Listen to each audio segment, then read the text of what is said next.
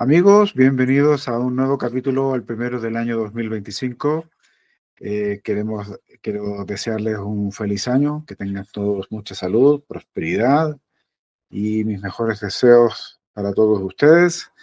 Tengo un invitado muy especial, muy querido, un buen amigo. Él está conectado desde Perú, en Sudamérica, un país entrañable al que también le tengo un gran aprecio.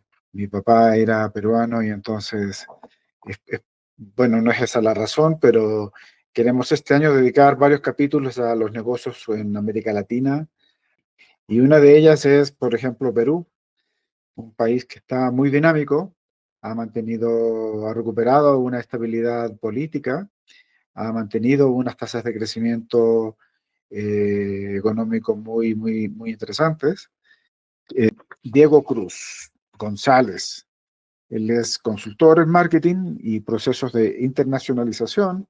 Tuvimos la oportunidad de compartir hace un par de años algunos trabajos que se estaban realizando para México y el contexto de América Latina.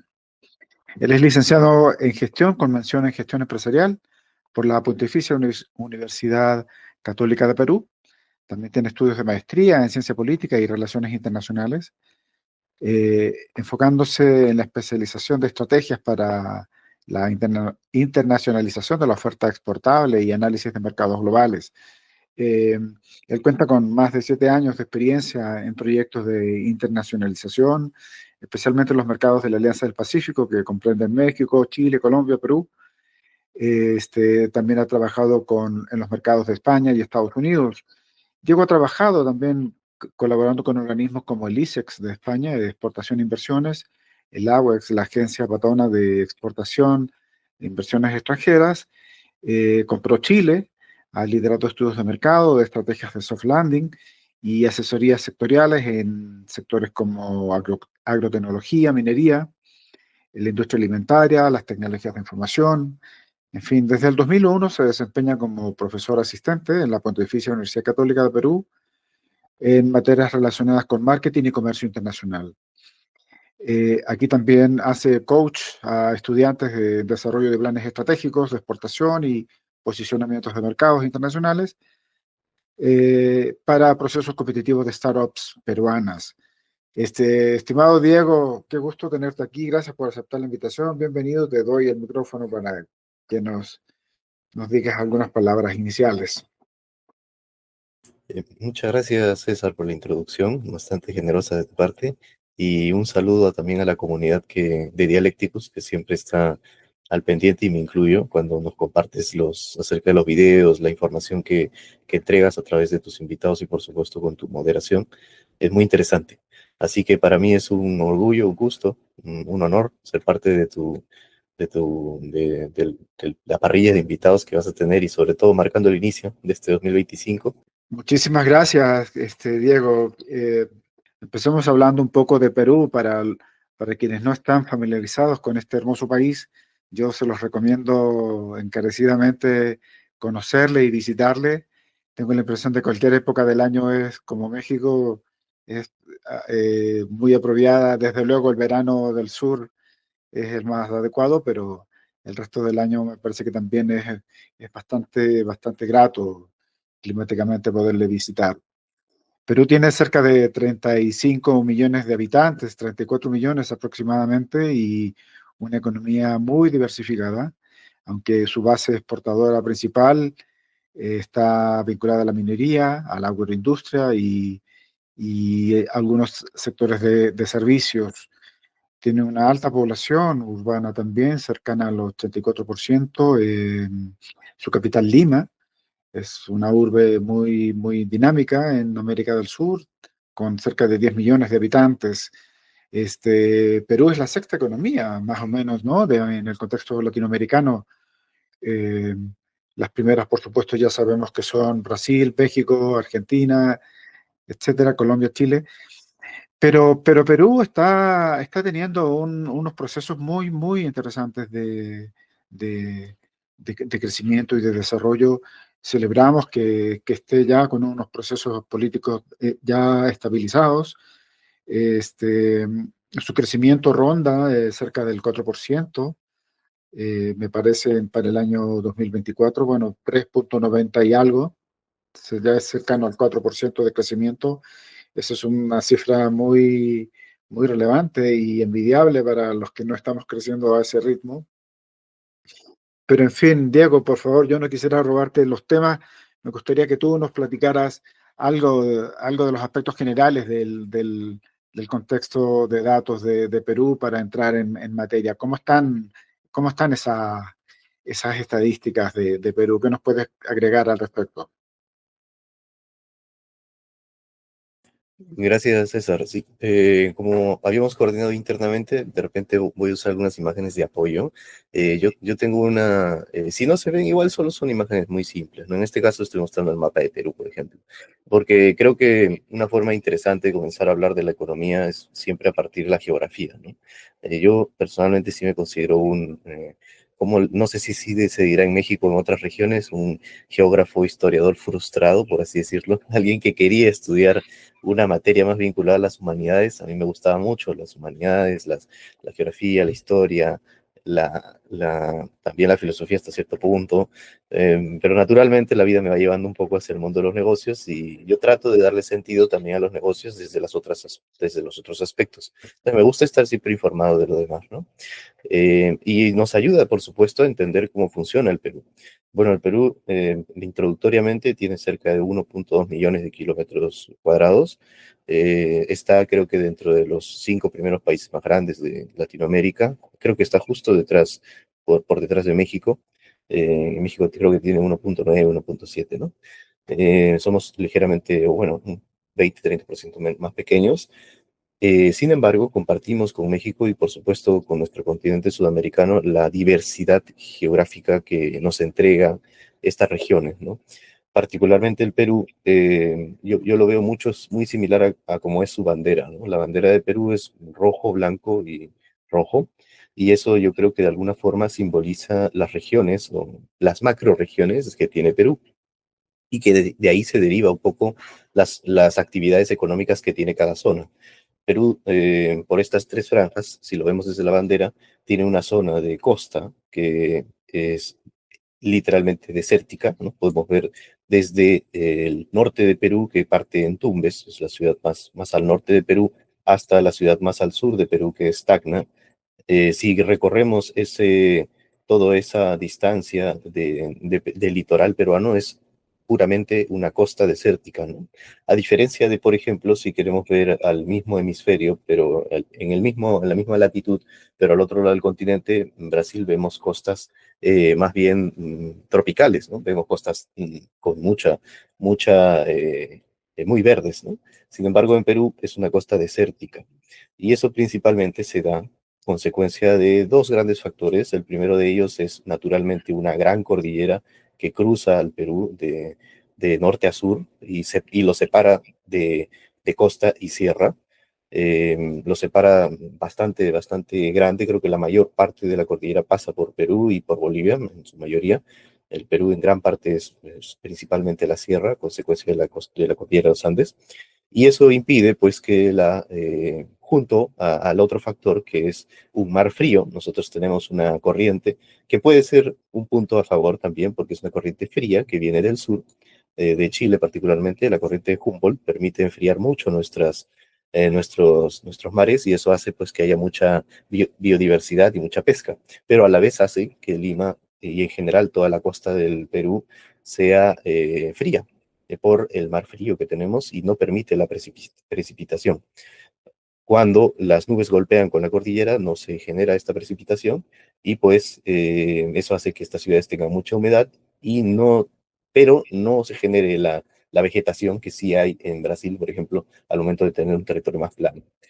Entonces, explicando un poco eso, sabemos que tenemos costa, sierra y selva. La actividad principal de la costa es, por supuesto, los servicios, porque allí está la capital, que es Lima, también mucho de la pesca y, por supuesto, también la agroexportación, eh, la, la- la agricultura, es las actividades principales, ¿no? Principalmente enfocadas en el norte, donde hay valles, zonas que tienen ríos que derivan de la sierra y permiten el cultivo de grandes parcelas, en su mayoría dedicadas a la agroexportación, por ejemplo, en la zona de Chiclayo, de la Libertad, hay mucha zona de tierra fértil, que como es una costa árida, tiene muchos, si se le da un mantenimiento de agua, consecuencia de esta tierra muy fértil, puede producir varias veces incluso en el año, como el caso de los arándanos, y eso hace que Perú sea una potencia exportadora en arándanos. El país que más exporta este fruto es Perú, consecuencia de esta agroexportación en el norte. La pesca también, este año ha sido muy bueno para la pesca, por eso es que vamos a crecer cerca del 3,5 o 4% que mencionaste, César. Así es por un muy buen año de la pesca. Y esas son las actividades principales de la costa. La sierra, naturalmente, es la casa de la minería del Perú, ¿no? Ahí es donde están las principales unidades mineras en la sierra peruana, consecuencia de los accidentes geográficos que tiene, ha permitido la formación de estos minerales. Y para ir cerrando un poco respecto de la idea de Perú, podemos mencionar que Perú es un país polimetálico. Somos exportadores dentro de los primeros 5 lugares en la mayoría de metales. En cobre estamos en segundo en Latinoamérica, en oro estamos también dentro de los 5 primeros. En países, Perú es un país polimetálico, exporta cobre, oro, plata, zinc, estaño. En estaño somos de los primeros, hierro también. Y la mayoría de unidades mineras están en la costa, en la sierra, ¿no? En la Sierra Norte, por ejemplo, hay un clúster de minería de oro, particularmente por un batolito llamado el batolito de Patas, donde hay una fuerte presencia de oro. Para mí podemos ver en la Sierra Limeña, al norte, hay también grandes yacimientos, algunos de cobre, más diversificados, también hay de otros materiales minerales, y al sur, en la Sierra Sur, en la zona de Arequipa, Moquegua, hay una gran fuerte presencia de cobre, ¿no? Ahí están las principales unidades exportadoras de cobre, incluyendo, por supuesto, la participación de Grupo México, aquí en Perú, a través de Southern Copper, ¿no? Corporation, que está ubicado en Moquegua. Aquí tienen operación de Talara y Cuajone. Eh, y finalmente, bueno, la selva es una zona muy grande que se representa el 70% del área de Perú, pero no viven más del 10% de su población, consecuencia de, por supuesto, la lejanía de la capital, ¿no? No hay mucho acceso hacia la selva, ya sea por vía terrestre o aérea, no hay muchos vuelos diarios. Entonces, la actividad principal de la selva, pues, es la tala, ¿no? Y un poco también la industria de hidrocarburos en algunos lotes que sí son concesionados. Pero la actividad económica de la selva no es necesariamente la más importante de Perú. Yo creo que sin duda puede haber más oportunidades. Sin embargo, como hay poca población, mucha área, creo que más bien es una zona muy turística, eso sí, y más concentrada en estas dos industrias, aunque ahora el aceite de palma es una de las más interesantes, ¿no? Igual son pocas las ciudades principales, Iquitos, Tarapoto, Pucallpa, Puerto Maldonado, son pocas las ciudades importantes, ¿no? En la costa es donde vive el 70% de la población del Perú y representa cerca del 10% de nuestra zona. Es una franja muy, muy pequeña, pero donde están las principales ciudades de Perú, ¿no? Así que en grandes cuentas, eso es una breve introducción sobre mi país y creo que nos permite entender por qué tenemos esta diversidad. Tenemos la cordillera de los Andes llega en su punto máximo en la región de Ancash, que está al norte de Lima, en más de 6.800 metros sobre el nivel del mar. Es un pico llamado el Huascarán, pero puedes encontrar ciudades a altitud, como en México, ¿no? Por ejemplo, la ciudad de la que yo soy, que es Arequipa, tiene 2.300 metros sobre el nivel del mar. Cusco tiene 3.500 más o menos. O sea, es un país que tiene ciudades muy costeras, como Lima, naturalmente, como Ica, como al norte tenemos Trujillo, es una zona todas de costa, donde más o menos vive cerca de 1 millón de personas en cada una de estas ciudades, pero también tenemos ciudades en la sierra importantes como Arequipa, ¿no? Entonces es un país muy diverso en ese aspecto, quizá por sus altitudes, ¿no? Qué interesante, y aparte me siento halagado por esa introducción que haces sobre la predilección por la geografía. Ya sabes que yo soy un geógrafo de formación, Claro. pero mira, al margen de de las flores que nos echemos nosotros mismos. Em, Claro. ¿Cómo están los temas? Bueno, nos acabas de dar una buena introducción a las regiones de Perú y a su contexto de especialización económica en cada caso. ¿Y Sí, cómo está la apertura de Perú? ¿Cuál ha sido su papel? ¿Cómo estás viendo, cómo están visualizando, por ejemplo, con la Alianza del Pacífico, esos vínculos, el fortalecer relaciones comerciales con otros socios comerciales? México, entiendo, es un socio ahí interesante, aunque su potencial está todavía sobreexplotado, ¿no? Me parece. sí, a lo menos estos últimos años a nivel político es cierto, ¿no? Es un poco tensa la relación. A nivel político, a nivel económico, sin duda, sigue siendo muy, muy importante, ¿no? Pero a nivel político sí es cierto. Respecto de acuerdos comerciales, el Perú tiene firmados más de 22 acuerdos comerciales en este momento. Y y es bastante diverso, ¿no? Yo diría que el Perú, más o menos a partir del 2000, para contextualizar un poco también los tiempos, ¿no? Perú del 90, antes de los 90, entre 80 y 90, fue un país muy, muy convulso, ¿no? Históricamente había no necesariamente era un país de muchísimas oportunidades. Había naturalmente una consecuencia muy grave que es el terrorismo. Surgió en esa época, más o menos, y hizo que mucha inversión en el Perú no se desarrolle ampliamente. Hasta, sino el cambio de la constitución al inicio de los 90, en el primer gobierno de Alberto Fujimori, se renovó la constitución y muchas de las instituciones estatales que pues estaban de moda más bien en los 60 y 70 comenzaron a privatizarse. Y el Perú, a partir de los 90 se abrió al mundo, por así decirlo, ¿no? Un ánimo por querer mejorar los niveles macroeconómicos de Perú. Y una de las mejores acciones que, por ejemplo, se propuso en esta nueva constitución es la autonomía del Banco Central de Reserva, que está en este minuto a cargo de Julio Velarde, por ejemplo. Y eso ha permitido, yo creo, en gran cuenta que los niveles macroeconómicos como la inflación, el tipo de cambio, la tasa de referencia, perdón, las reservas internacionales, muchos de estos indicadores macroeconómicos que permiten la estabilidad de un país sean independientes del gobierno, ¿no? Y eso ha permitido que, por supuesto, Perú mejore cada año mm, su historial, su rating de nación. Entonces eso ha beneficiado mucho a mejorar la inversión y la calidad de inversión del país, pero a partir de recién inicios de los 2000, ¿no?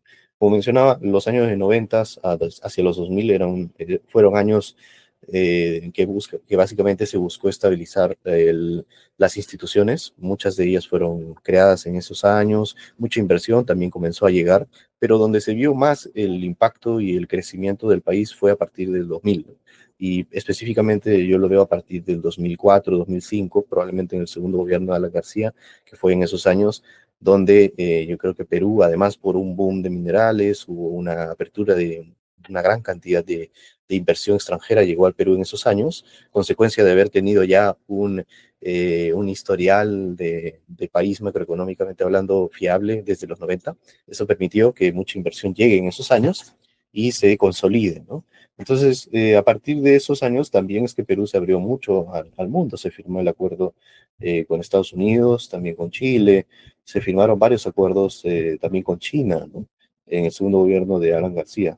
Y eso permitió que los siguientes años Perú tenga un crecimiento muy estable, cerca del 4%, y casi, casi en piloto automático se habla mucho de esa frase aquí, ¿no? Porque a pesar de tener distintas tendencias en presidentes o en partidos políticos que son los que gobernaron, el Perú se sintió como un país que a pesar de que la política tenga distintas ideologías, se mantenga un crecimiento económico consecuencia de esa estabilidad que se creó macroeconómicamente hablando en los 90 y las propias unidades o inversiones que llegaron al Perú entre los 2000 y tantos, ¿no? 2008.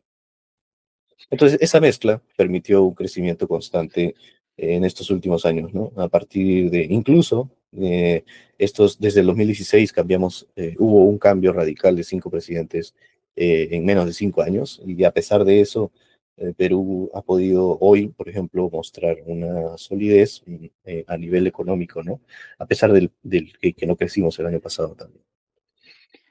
Claro, tengo la impresión, no tengo los datos exactos, pero tengo la impresión que en el contexto de América Latina debieran ser Brasil y Chile tus principales socios comerciales en términos de atracción de inversiones.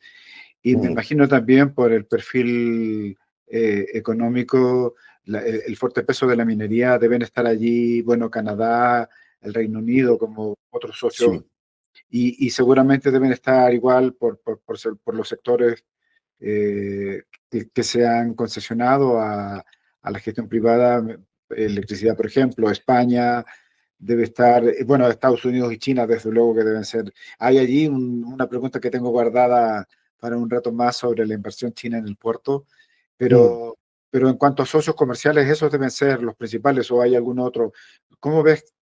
¿Hay tienes algún dato, por ejemplo, de que eso esté cambiando? México se está acercando a Perú o viceversa?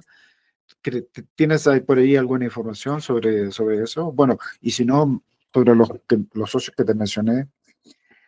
Sí, en realidad los 5 principales países que invierten en Perú del exterior lo lidera Reino Unido, luego Mm, España, luego Chile, aunque en percepción, una vez revisé un estudio hecho por una empresa que hace investigación de mercados acá en Perú, y si tú sales a la calle y preguntas a las personas, al peruano de a pie o al limeño de a pie, ¿cuál crees que es la inversión extranjera más grande del Perú o que tiene más presencia? Y seguramente te van a decir la inversión chilena, porque es la inversión más tangible, ¿no? La mayoría de personas, aquí uno sale a San Isidro o a las zonas más comerciales, y lo que más vas a ver en anuncios o en establecimientos son marcas chilenas, ¿no? Vemos el grupo Falabella con todo, tu Sodimac.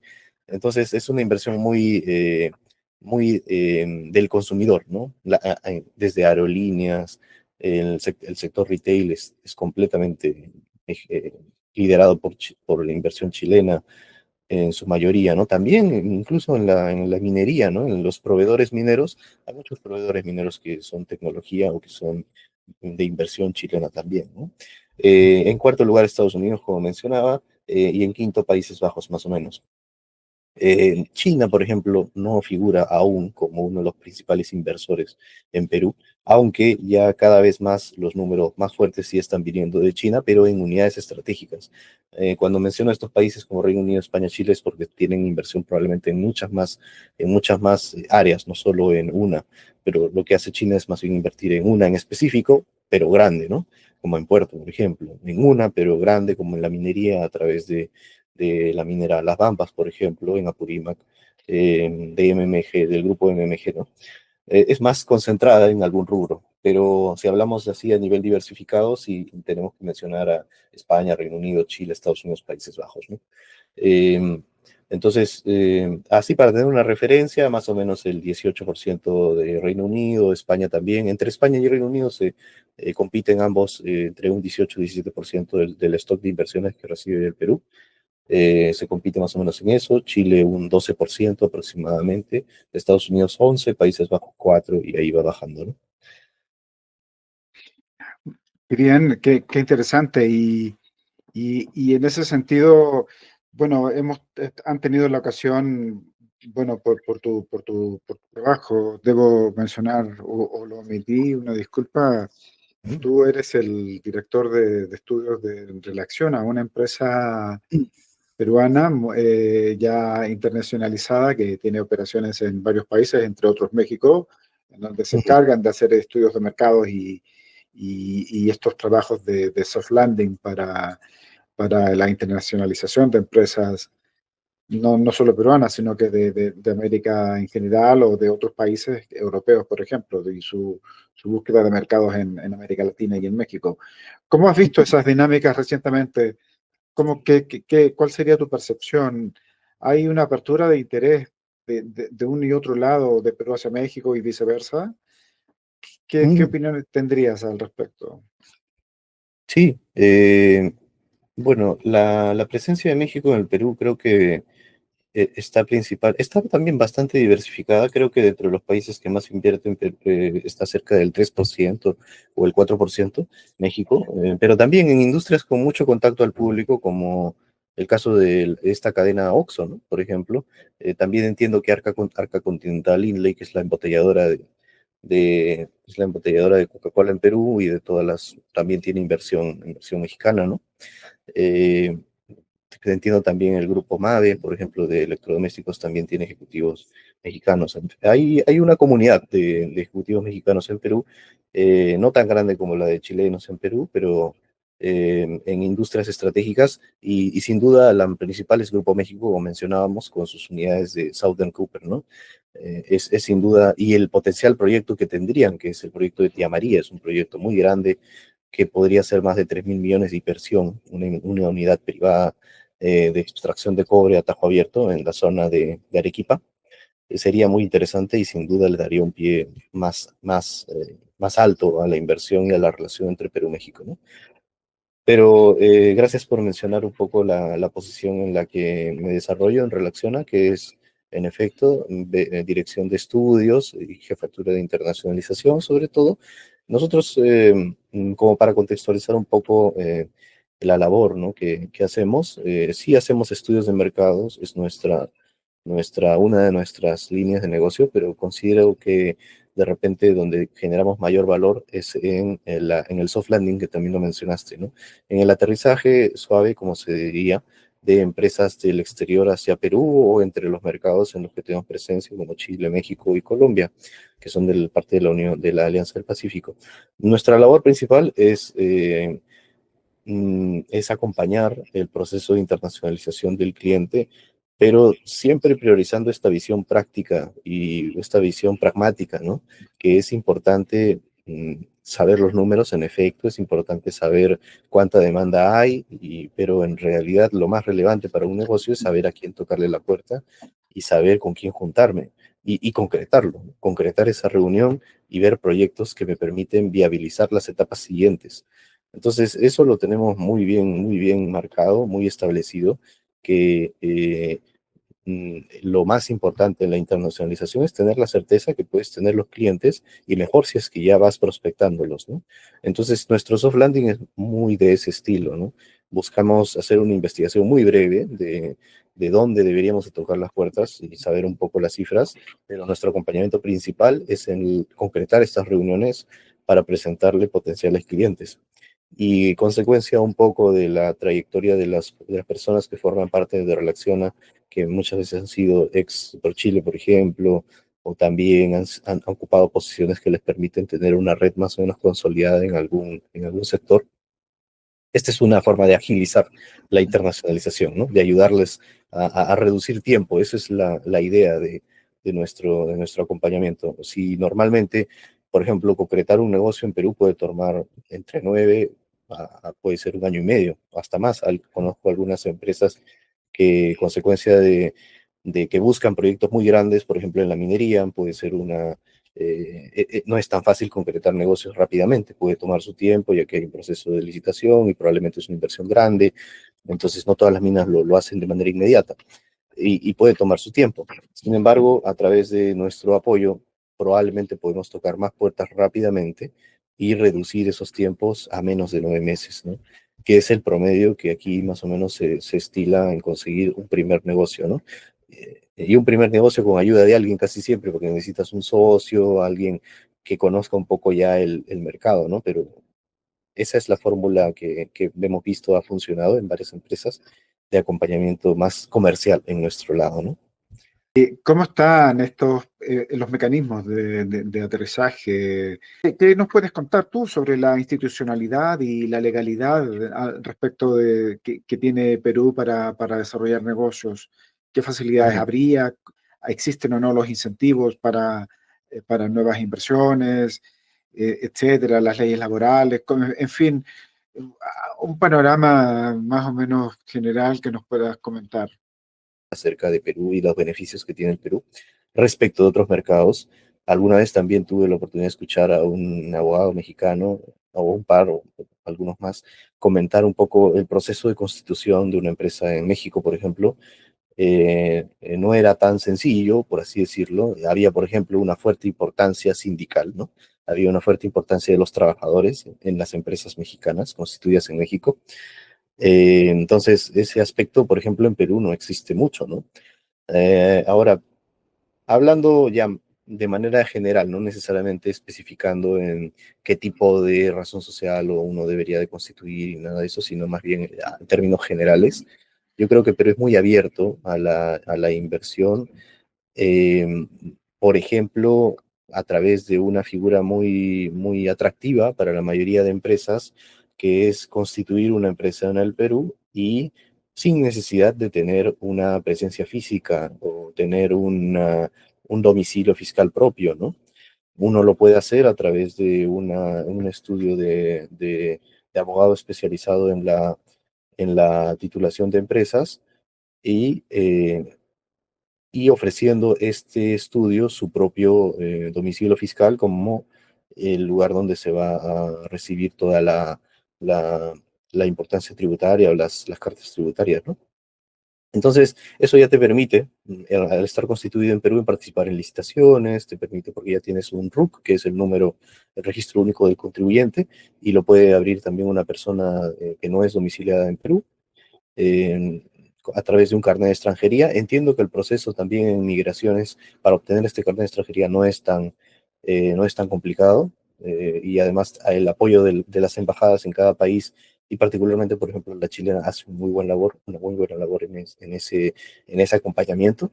Así que las experiencias de negocios que he escuchado de peruanos, de chilenos, mexicanos en Perú no ha sido supremamente complicada, ¿no? Perú sí, en ese aspecto de trámites creo que es bastante bien, bastante bien riguroso, detallado en cómo hacerlo. Siempre habrá alguna que otra excepción con alguna institución. No sé si uno quiere sacar un permiso para conducir, probablemente ahí habrá algún trámite adicional que habrá que hacer, pero en constitución de empresas, por ejemplo, esta figura de tener una empresa sin necesidad de tener un domicilio fiscal, creo que es algo muy llamativo y muchas empresas lo hacen. Naturalmente, considerando un fee mensual para este estudio de abogados que te permita mantener la operación en un punto mínimo, ¿no? Hasta conseguir negocios. Esa figura la he visto bastante en realidad. Y eso ya te permite decir que naturalmente tienes una empresa en Perú constituida y participar en procesos licitatorios, ¿no? Ya sean públicos o privados. Entonces, por ese lado yo creo que no hay mucha dificultad. Si hablamos de algunos números, abrir un negocio en el Perú toma cerca de entre 9 y 12 días aproximadamente. Eh, a nivel regional creo que está a nivel de 24 días, es un poco menos. Y hay plataformas digitales. Yo, por ejemplo, al terminar la universidad tuve la aspiración de crear una empresa y lo hice el proceso yo mismo, fui a la, a la- a la, a un notario público donde inicias el proceso y tú mismo lo puedes hacer, uno mismo lo puede hacer. Y la inversión que me demandó fue menos de probablemente $150, mucho menos incluso, sin hablar del capital fiscal, ¿no? Del capital de la empresa. Entonces, las plataformas ya están desarrolladas, no es muy complicado, pero siempre es bueno hacerlo acompañado de algún estudio legal, ¿no? Especializado en eso. En cuanto a estructura de impuestos y fiscal, hay muchas, uno puede acogerse a muchos tipos de régimen tributario, pero el régimen tributario general, si es que hablamos de una sucursal, siempre va a ser el régimen general, que es un 29.5% de las utilidades postoperativas, ¿no? Eh, eh, aproximadamente. Hay algunos sectores que sí tienen algunos beneficios, como la minería, por ejemplo, pero aproximadamente, dependiendo del rubro en el que estés, es más o menos el 20% de impuesto a la renta, salvo que sea régimen general, que sí es 29.5. A nivel laboral, hay que considerar siempre en Perú cerca de 15 sueldos al año. Son 12 remuneraciones, pero en Perú tenemos, allá en México creo que es el aguinaldo, acá es la gratificación, que se da en julio y en diciembre, es un sueldo completo, ahí va 14, y hay una compensación por tiempo de servicios que vendría a ser como un seguro para el desempleado, que es medio sueldo, el cual se da, creo que se da en marzo y el otro se da también en noviembre. Entonces ahí hay un sueldo más, ¿no? Y serían 15. Además de considerar un mes de vacaciones por año también. La mayoría, eso se ofrece, ¿no? Y bueno, pero más allá de todo eso, yo creo que formalizarse en el Perú es, desde el mismo hecho de ya formalizarse, ya es una ventaja muy grande, porque Perú tiene uno de los índices más altos de informalidad de la región. Tenemos cerca de el 80% de empresas en el Perú son informales, si es que no es un poquito más probablemente. Y eso es porque en realidad formalizarse no es, es un reto. Yo mismo que me formalicé, y antes de pensar mi idea en el negocio, yo me formalicé y no es muy, el sistema no es muy, muy cálido, por así decirlo, o muy preventivo, ¿no? Si es que, por ejemplo, uno no sube una declaración a tiempo, probablemente ya te llega una carta coactiva donde ya hay una deuda inmediatamente, y sí te puedes apelar a pagar un poco menos de esa deuda, pero ya te llegó la deuda y es muy rápido el proceso en el que uno puede cometer un error si es que no está acompañado de alguien de un contador o de un abogado especializado en el tema, ¿no? Entonces, no hay mucha, por parte de la Superintendencia de Aduanas e Impuestos de Perú, no hay mucha motivación por expandir la demanda tributaria o las personas que se deberían de acoger a las empresas, ¿no? Que deberían de acogerse a la formalización. La orientación más de estas instituciones es de buscar industrias que aún no estén grabadas para motivar más ello. Por ejemplo, la industria de juegos en el Perú, a nivel digital, las plataformas digitales, la industria de plataformas digitales, todo lo que se pague a través de plataformas digitales también tiene ahora un impuesto. Por ejemplo, las plataformas como Netflix, Spotify y demás. El año pasado se aprobó el impuesto de estas plataformas y también hay un impuesto adicional para la industria de apuestas digitales, que antes no había y que sabemos que ha crecido mucho a través de la pandemia. Entonces, el ánimo de la superintendencia no está necesariamente en ampliar la base tributaria, y por eso iba con la idea de que formalizarse no es lo que viene a la mente en lo primero que le viene a la mente cuando alguien quiere emprender en el Perú, ¿no? Es lo último que le viene a la mente, por así decirlo, en realidad, ¿no? Y les decía que era por un tema de que no es tan fácil. Formalizarse en sí no es tan difícil, pero el tema es tener que mantenerse formal a pesar de, por ejemplo, en un mes no tener muchas ventas o no tener mucho movimiento. Eso igual hay que presentarlo, hay que reportarlo, y probablemente eh, uno incumpla con algún tiempo en específico e inmediatamente viene la sanción por parte de la superintendencia. Entonces es un poco... es un poco que sí uno tiene que tener un acompañamiento constante de un abogado o un contador para poder mantener bien el historial con la superintendencia, pero más allá de eso no hay mucho problema, ¿no? Hay muchos regímenes, creo que son como 5 o 6 regímenes, y hay muchos tipos de denominación social, como sociedad, sociedad anónima cerrada, empresa de responsabilidad delimitada, sociedad de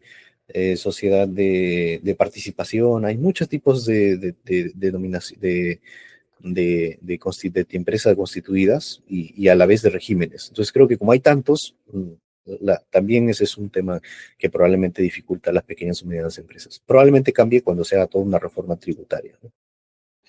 Ok, qué interesante. Por lo que acabas de mencionar de estas fluctuaciones que tienen de ingresos y ventas en algunos casos, se podría pensar que esta es muy marcada la estacionalidad de la actividad económica en el Perú. Por ejemplo, por ejemplo, en el caso chileno es así, digamos, hay una temporada de exportación de frutas, hay unas temporadas de actividad de turismo, hay ciertas temporadas que están muy marcadas, ¿no? Concentradas en ciertas épocas del año. ¿En Perú pasa lo mismo o es más amplio? Ah, sí, esto podría servir incluso para, por ejemplo, ver cuáles son las mejores fechas como para venir a Perú y conocer a nivel de negocios, ¿no? Yo diría que enero, febrero, o sea, el verano en Sudamérica usualmente es pues fines de diciembre, enero, febrero, no son buenas fechas como para concretar visitas comerciales o alguna acción comercial en el Perú, ¿no? Usualmente los tomadores de decisión en Perú probablemente en esas fechas prefieren tener un nivel de labores mediano o abajo, ¿no? Porque muchas veces son las vacaciones escolares, por ejemplo, y como la mayoría de ellos pues tienen familia, probablemente viajan con la familia o se toman un poco más algunos días libres, ¿no? En verano. Suele ser así mucho en verano hasta marzo, eh, más o menos quincena de marzo, donde ya comienzan muchas las universidades, los colegios, y ahí es donde ya comienza realmente a moverse el Perú, ¿no? Enero y febrero son meses un poco movidos por el consumo, pero no necesariamente por el trabajo, por así decirlo, ¿no? Bueno, la agroexportación tiene su propia agenda, dependiendo de cada fruto. La minería también es constante, pero si hablamos de a nivel corporativo, de servicios y demás, yo creo que parte a partir de marzo, ¿no? Marzo, abril son muy buenos. Bueno, abril tenemos Semana Santa, que aquí es casi como una semana, o sea, se da feriados jueves, viernes, sábado y domingo, y a veces algunos se toman ya toda la semana, ¿no? Y eso hace que abril también sea un mes como medio parado un poco. Después tenemos mayo, también es un buen mes. Y julio, en mayo, junio. Junio también, julio es un mes de muchos feriados, donde ahí tenemos fiestas patrias, más o menos a fines de julio. Y después de eso también, como hay 2, 3 semanas que la mayoría se toma de vacaciones en julio. Luego tenemos agosto, septiembre, octubre, ese trimestre es bastante bueno. Me atrevería a decir que creo que es el mejor del año. No, y particularmente septiembre. Yo creo que la mejor época para venir a hacer negocios en Perú es septiembre. Hay muchas ferias, por ejemplo, Perumín es la feria más importante de minería en Perú y se da en Arequipa, no se da en Lima. Y justo, usualmente este año, se da cada 2 años, pero este año creo que cae las fechas del 22 al 26 de septiembre, por ejemplo.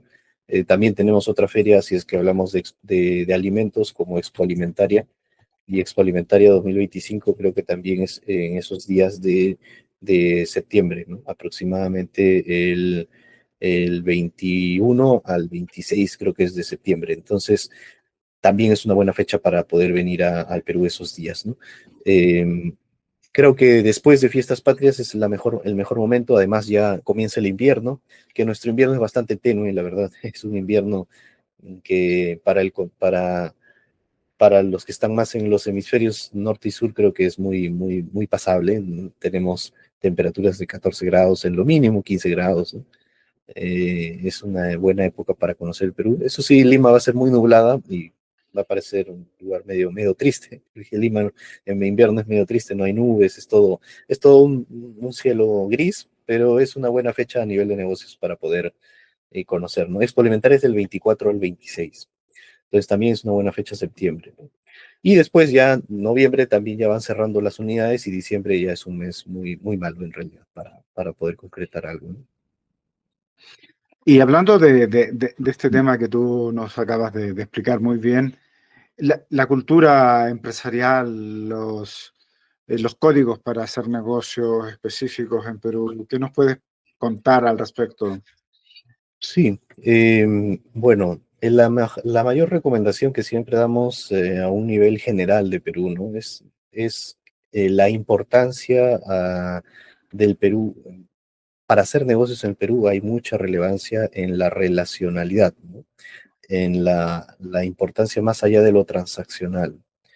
Y eso hay que verlo desde un punto de vista histórico también, ¿no?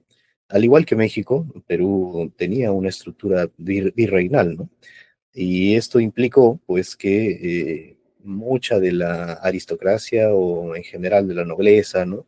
De la nobleza europea trascienda sus formas de hacer del viejo continente a los virreinatos, que eran los focos de este estilo, de esta aristocracia. Entonces, muchos de esas costumbres, creo que hasta hoy las tenemos. En México y Chile, y México y Perú compartimos un poco esa visión.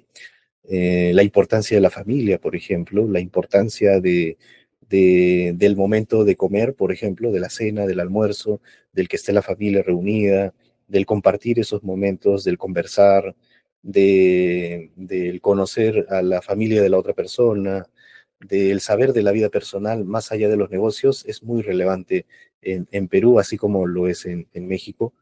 Y aunque me atrevería a decir un poco, en Perú también es un poquito más. Creo que en Perú tenemos un poco más esa relevancia, ¿no? La familia tradicional.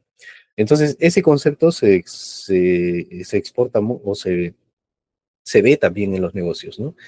Para hacer buenos negocios en el Perú, lo importante es, bueno, primero concretar una reunión de presentación, puede ser una reunión a través de una reunión corporativa en oficinas donde uno se presente, pero el seguimiento no debería de ser un seguimiento frío, ¿no? Como uno lo puede hacer en otros mercados, como por ejemplo en Chile, ¿no? Uno puede mantener un seguimiento frío a través de correos, llamadas, y como Chile tiene una visión mucho más transaccional y tienen, por ejemplo, una muy buena costumbre de siempre contestar correos, siempre tener una visión muy corporativa, la mayoría de empresas son así en Chile, sí te permite dar un seguimiento más frío, pero en Perú el seguimiento frío es muy difícil, ¿no?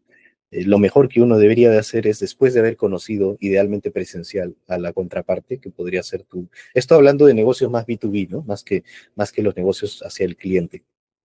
Los negocios hacia otros negocios implicarían un seguimiento, llamémoslo un poco más cálido, ¿no? En una próxima visita, ya no ir necesariamente a sus oficinas y hacer un seguimiento frío, sino invitarle a almorzar, por ejemplo, o en el marco de alguna feria encontrarse y ahí también compartir un espacio fuera de la oficina, ¿no? No está mal visto en Perú eso, ¿no? Siempre y cuando, obviamente, eso la normativa de la empresa, de la contraparte le permita, que en la mayoría de casos es así, y pueden conversar, juntarse para cenar, para almorzar, y ahí conversar de otros temas, ¿no? De la familia, conversar de las aspiraciones propias, ¿no? De la propia cultura, de la gastronomía. Bueno, a los peruanos nos encanta hablar de la gastronomía, así como México, entonces es una buena forma de romper el hielo con los temas de gastronómicos en Perú. Entonces, a través de ferias también es un buen momento para conocer sobre las regiones del Perú, ¿no? En este caso, Expo Alimentaria es en Lima, pero la Perunín es en Arequipa, por ejemplo, y esa es una buena ocasión también para dar estos encuentros fuera de oficina. Entonces, diría que Perú es a veces se habla del constante vamos a revisarlo, ¿no? En Perú no solemos decir no, como por ejemplo en Chile sí muchas veces se ha acompañado algunas agendas donde claramente te dice no hay oportunidades en este momento, de repente el próximo año a mediados, ¿no? Pero en el Perú es difícil que te digan no hay oportunidades, es más usual que digan sí, vamos a revisarlo, deberíamos de seguir conversando, probablemente quizá podemos conversar el próximo mes, a ver, veamos cómo nos va. No te van a decir un no directamente, ¿no? Entonces hay que prepararse para ese seguimiento constante. Es un esfuerzo casi personal que uno tiene que involucrarle al Perú, pero lo bueno de eso, y con esto ya voy terminando, es que uno desarrolla una fidelidad muy alta. Entonces es difícil quitar mercados en Perú. Creo que ya hay competidores consolidados porque tienen esta relación más allá de negocios que permite tener una vinculación fuerte. Entonces cambiar de proveedor una vez que uno consigue un proveedor, ya es difícil, a menos que uno haga una muy mala labor a nivel comercial o a nivel operativo. Pues Es, eso suena muy interesante porque a muchos nos gusta bastante el disfrutar de los buenos platillos y de la buena gastronomía. Yo sé que a más de alguien me va a estar preguntando, oye, ¿cuándo podemos organizar algo con Perú? Así que allí vamos a estar muy atentos. Y mira, para cerrar, porque nos vamos a seguir aquí un rato largo, pero mejor el tiempo también cuesta, el tiempo es un apremia. factor económico, pero mira, Y ya que acabas de mencionar eso, ¿cómo está Perú si uno quisiera ir a hacer algún desarrollo en Perú en el contexto del mercado regional? Y esto, mercado regional, me refiero a sus países vecinos, Chile, Ecuador, o más allá Mm. incluso, Brasil, Bolivia, Colombia, etcétera. ¿Qué nos puedes contar al respecto y qué rol podría eventualmente jugar la inversión en el puerto de Chancay, de la inversión china? ¿Crees que va a tener un papel así de relevante o cuál sería el rol que estaría jugando esta gran inversión? Y bueno, ¿cómo se podría posicionar quizás Perú como una plataforma regional en ese Mm. sentido? Sí, hace un momento vimos el tema de la inversión en Perú, ¿no? Y la inversión, habíamos comentado que estaba liderada por España, Reino Unido, Chile, Países Bajos, ¿no? Pero si hablamos a nivel de exportaciones, que esa es otra forma por la que ingresan divisas al Perú, casi el 50% de las exportaciones, si no un poco más, es hacia China, ¿no? Entonces, si bien China no tiene un liderazgo en la inversión, sí la tiene y es muy marcada en la balanza comercial. Y ahí compite un poco con Estados Unidos, pero en muchas industrias China ya superó a Estados Unidos en aliado comercial del Perú. Es nuestro principal comprador de no solo los minerales, sino de la industria de la agroexportación y también de la pesca, también de los textiles. Entonces, hay mucho interés en China a nivel del mediano, a gran empresario también, pero yo me atrevería a decir que a nivel de mediano y pequeño empresario hay mucho más interés por China que por otro mercado, ¿no? Y eso quizá por la gran apertura que Perú ha tenido hacia China a nivel de importaciones, ¿no? Como mencionábamos, el TLC con China se dio muy prematuramente en Perú comparado a la región. Así, el TLC fue en el segundo gobierno de Alan García, que partió probablemente desde el 2008, por ahí. Entonces ya son muchos años de relación bilateral con China y bastante consolidada. Si uno pregunta al peruano de a pie, probablemente la mayoría de las cosas como por ejemplo, no sé, case de un celular, pueden ser algunos lentes, pueden ser ropa y demás, es muy probable que lo compre en algún mercadillo, algún mercado, pero es un mercado 100% tradicional, muy, muy tradicional en canales de consumidor. El canal moderno, que son supermercados y demás, es cerca del 30%, pero el 70% es canal tradicional, son mercados, y eso también tiene que ver con la impapabilidad que comentamos hace un momento. Entonces, probablemente esta persona que compró este case para el celular, esta ropa, estas zapatillas, ese reloj, probablemente sabe que es de China y sabe que es importado, ¿no? Por una empresa peruana, pero desde China. Entonces, a nivel de masas, creo que la mayoría de peruanos reconoce la importancia de China en lo que compran, ¿no? Incluso lo ven como un caso de éxito, ¿no? Hay muchos peruanos de clase de pequeñas empresas que han partido como pequeños importadores de cosas chinas y que en su rubro se han especializado mucho y hoy son grandes mayoristas, ¿no? ¿Con qué quisieras cerrar? Porque ya ahora sí nos tocó la campanilla. Sí, sí, César, no, quería cerrar un poco esa idea. Me preguntaste por el puerto de Chancay, ¿no? No lo mencioné mucho, pero la mayoría ve a la inversión china, algunos, y te digo del peruano promedio, ¿no? No hablamos del peruano que probablemente está más vinculado con las ventas de Occidente o la inversión de Occidente, que no es la mayoría de peruanos, ¿no? Ven a la inversión china como una oportunidad, ¿no? China invirtió más de 1.300 millones en esta primera fase del puerto, pero se puede extender hasta más de 3.000 millones y lo ven como una oportunidad porque, por ejemplo, desde el mismo lugar donde hizo la inversión de este puerto, Chancay no es una ciudad muy grande en Perú, es una ciudad pequeña, es una ciudad que probablemente tenía un índice de pobreza alto y probablemente lo tiene hasta ahora. Entonces, cuando se habla de la inversión china, lo ven como una oportunidad para que si el gobierno no atendió esa zona, probablemente esta inversión sí lo va a hacer porque invirtió en el puerto y después de 3 meses tenemos una nueva comisaría, ¿no? Tenemos un nuevo centro de atención, tenemos una mejor pista. Yo creo que así va a extenderse el interés por recibir inversión china. Hoy se está hablando de, por ejemplo, desarrollar una línea férrea también por capitales chinos que conecte al puerto de Chancay con la interoceánica, que es una carretera que se hizo en el gobierno de Alejandro Toledo y que no se le ha dado mucho uso para conectar hacia el Brasil, eh, toda la mercadería que llegue del puerto de Chancay. También se está hablando de inversión china en otros aspectos, como en la infraestructura pública, se está hablando de un tren de cercanías también. eh, entonces yo creo que la inversión china la ven como una inversión de oportunidad y probablemente China va a mantener esa estructura de destinar de recursos estratégicos al Perú, ¿no? Por ese aspecto, por la permeabilidad que tiene hacia la inversión china. Finalmente Perú no es un país que ha demostrado 100% vinculación hacia algún bloque, ¿no? Perú siempre ha tenido una posición y quizá eso es por la calidad diplomática que tiene Perú, pero hay que reconocerlo. Perú es un muy buen país a nivel diplomático y incluso es un caso de ejemplo para otras casas diplomáticas. Perú siempre ha tenido buena diplomacia y eso se ve por tener buena diplomacia con Estados Unidos y con China a la vez, ¿no? Somos un país que tenemos buena relación con la mayoría de países y eso creo que es un buen punto a favor, ¿no? Además de estar en el hemisferio, en la mitad del continente, la ubicación geográfica que tiene Perú es bastante buena para eso, ¿no? Y bueno, para cerrar ahora sí, probablemente nuevamente agradecerte, César, por el espacio. Para mí ha sido un gusto.